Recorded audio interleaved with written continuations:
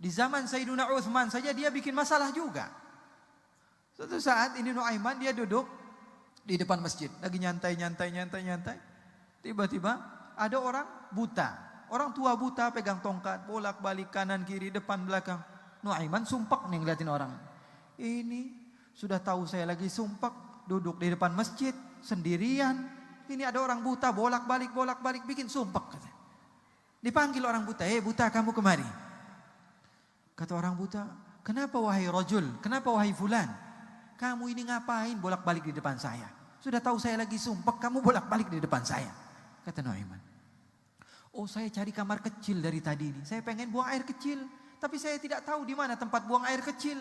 Anak saya sedang pergi dan tidak ada satupun yang menunjukkan kepada saya di mana saya harus buang air kecil. Oh kata Nuaiman, gampang sini saya yang nganter kamu. Dipegang tangannya oleh Nuaiman, dibawa kemana? Dibawa ke masjidnya Rasulullah.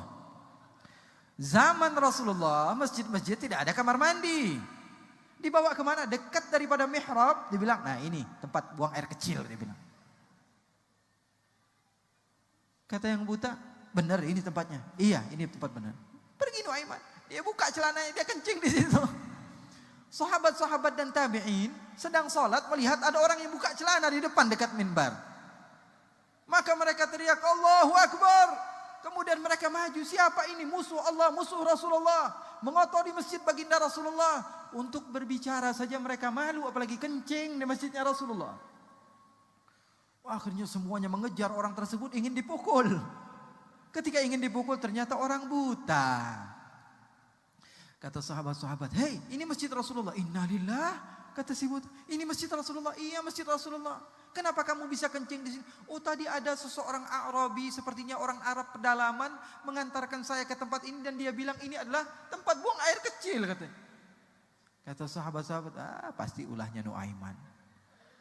Nggak ada lagi yang berani kecuali dia. Siapa namanya kata si buta? Nuaiman.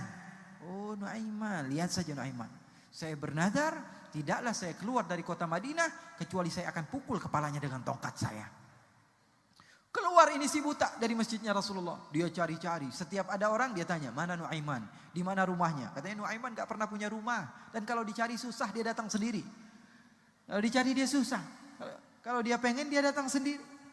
Dia cari muter-muter ini si buta. Pengen balas dendam. Karena yang dia lakukan adalah dosa yang besar. Kencing di masjid Rasulullah SAW. Tidak banyak terjadi orang yang kencing di masjid Rasulullah kecuali pada zaman Rasulullah. Ada seorang Arabi datang ke masjid Rasulullah, kemudian buang air kecil. Rasulullah ada di situ. Maka sahabat semuanya mengejar. Rasulullah SAW bilang, biarin, selesain dulu kencingnya. Selesain buang air kecilnya. Tuh lihat Rasulullah. Di masjid Rasulullah. Karena ada hikmahnya. Kalau dia kencing sambil jalan, akhirnya masjid semuanya najis. Tapi Rasulullah pintar. Rasulullah katakan, biarkan. Selesai kencing dikasih tahu sama Rasulullah. Wahai sahabat, cara memberitahu begini, ini masjid. Ini bukan tempat buang air kecil, ini adalah tempatnya sholat. Apa kata Arabi? Kenapa masjid nggak ada tandanya? Harusnya dikasih tahu dong. Ini masjid, apa bedanya dengan tempat lain?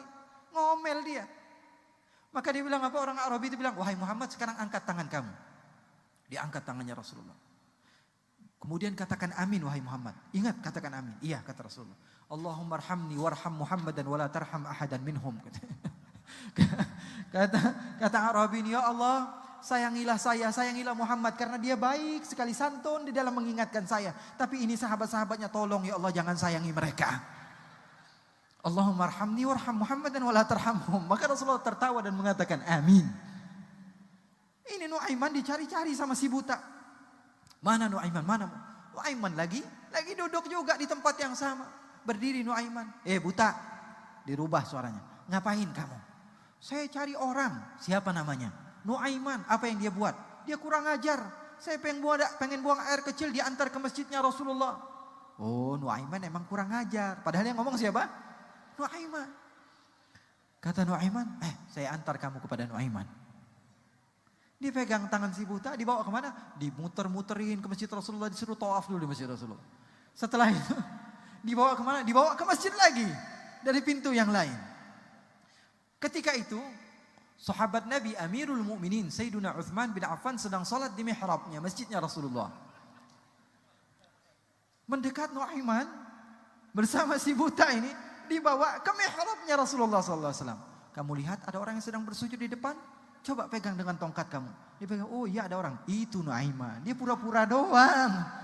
Dia pura-pura soleh padahal dia orang jahat. Padahal dia ngomong siapa? Nuaiman.